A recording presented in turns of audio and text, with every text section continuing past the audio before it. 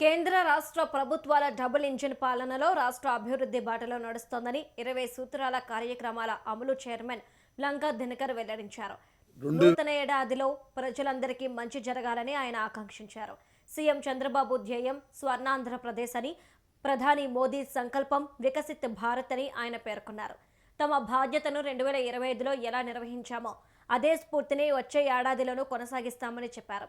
8.55 లక్షల కోట్ల రూపాయల పెట్టుబడులు రాష్ట్రానికి వచ్చాయని, తద్వారా 8.23 లక్షల మందికి ఉద్యోగ అవకాశాలు లభిస్తాయన్నారు.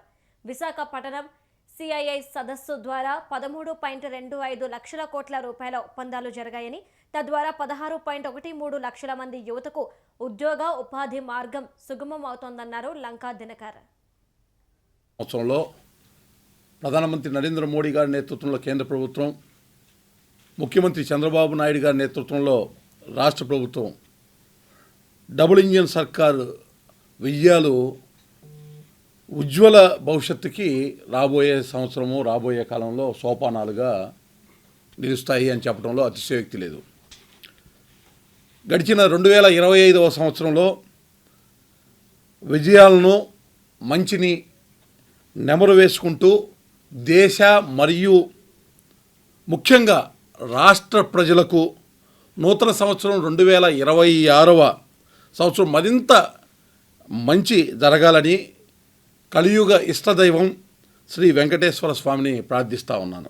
అదేవిధంగా ఈరోజు ఏదైతే చాలా కాలంగా పశ్చిమ ప్రకాశం జిల్లా ప్రజల యొక్క ఆకాంక్ష, మార్కాపురం కేంద్రంగా జిల్లా ఏర్పడాలనేటటువంటి ఆకాంక్ష, ఈ రోజు నుంచి కూడా పరిపాలన సౌలభ్యం ఏదైతే ఉందో పశ్చిమ ప్రకాశం జిల్లాకి అందుబాటులోకి తెస్తూ అక్కడ పరిపాలన సాగించేటటువంటి విధంగా జిల్లా కేంద్రంగా మార్కాపురం ఈ రోజు నుంచి కార్యాచరణ ప్రారంభమవుతుంది.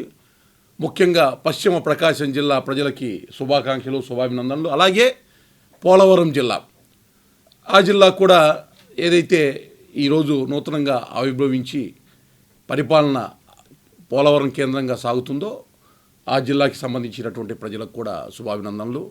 ముఖ్యంగా ఒంగోలు జిల్లాకి సంబంధించి కూడా కందుకూరు, అద్దంకి 2 శాసనసభల స్థానాలకు సంబంధించినటువంటి నియోజకవర్గాల్ని ఒంగోలు కేంద్రంగా ఇవాళ నుంచి పరిపాలన సాగించేటటువంటి పరిస్థితి.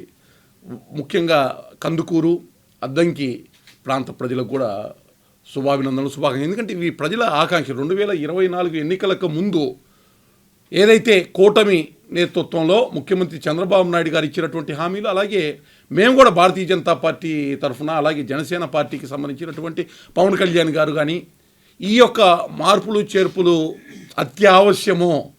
2024కి ముందున్నటువంటి ప్రభుత్వం అనాలోచితంగా చేసినటువంటి ఏ అంశాలు ఉన్నాయో వాటిని పరిగణలోకి తీసుకొని ఈ యొక్క జిల్లాలు ఏర్పాటు చేయటం, అలాగే మదనపల్లి జిల్లా కూడా ఎన్నికల ముందు ఇచ్చినటువంటి హామీ దాన్ని కూడా పూర్తి చేయటం, అక్కడ కూడా అవసరమైనటువంటి రీకాన్స్టిట్యూషన్ రాజంపేటని కడప జిల్లాలో, రైల్వే కోడుని తిరుపతిలో కలపటం, అలాగే కొత్తగా అనేక రెవెన్యూ జిల్లాలని కూడా, రెవెన్యూ ప్రాంతాలని కూడా, ఏదైతే రెవెన్యూ డివిజన్లని కూడా పరిపాలన సౌలభ్యం రీత్యా ఈ యొక్క పునర్వ్యవస్థీకరణ చేయటము, అక్కడ ఉండేటటువంటి ప్రజలందరూ కూడా రాష్ట్ర వ్యాప్తంగా కొత్త సంవత్సరంలో కొత్త పాలన జరిగేటటువంటిది. ప్రత్యేకంగా ఈ ప్రాంతాల వారికి కూడా శుభాభినందనలు.